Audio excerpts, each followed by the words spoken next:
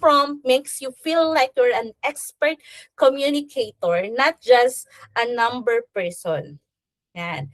And it will give you a huge value added tax, value added to your clients. Uy, si Karen, hindi lang siya basta bookkeeper na nagka-categorize, na nagre-record ng transaction, but as someone that I can really rely on. So all you have to do is copy this prompt. Yan. And then, ilagay natin siya dito sa ilalim. So, my bookkeeping client received their P&L. So, P&L yung binigay natin sa kanya for the period of June 2025.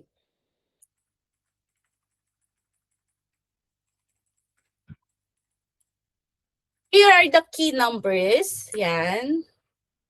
Sabihin natin, please use the data above. Kasi yun yung ginamit natin.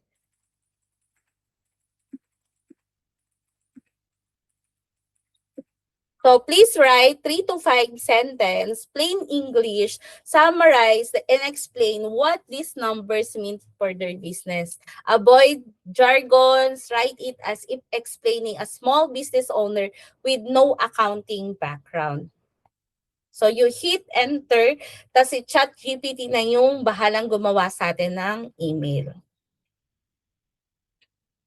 So dito, ayan, based on June, Honeybee had a strong month, yan, coming into a business and ended the month with a heavy bank balance, healthy bank balance of 7,066.51. A good portion of spending went toward running and growing the business, including inventory purchases, utilities, insurance, software, and selling. There are also large cash flows, including tax payment, credit card payments, and an owner's withdrawal, which reduces the available cash during the month. Overall, the business appears to be generating solid sales activity but keeping a close eye on large cash withdrawal with the help of maintaining the strong cash flow moving forward. O, di ba?